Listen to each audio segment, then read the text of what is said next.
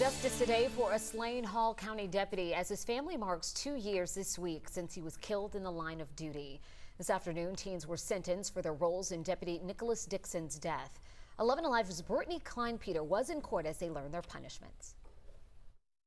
Following a long and emotional day and about 5 hours of final statements, Judge Jason Deal sentenced 3 teens inside a packed room here at the Hall County Courthouse. This is a tragedy.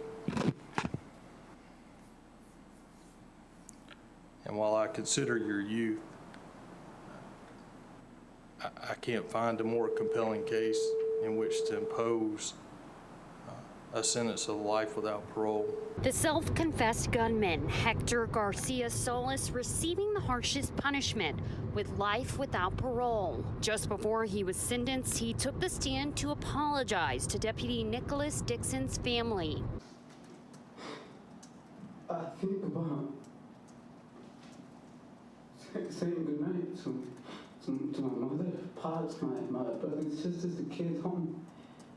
And I directly end up thinking, well, I have to meet to y'all. I think I'd be thinking he could be doing this right now. But I've taken that away from y'all, from him.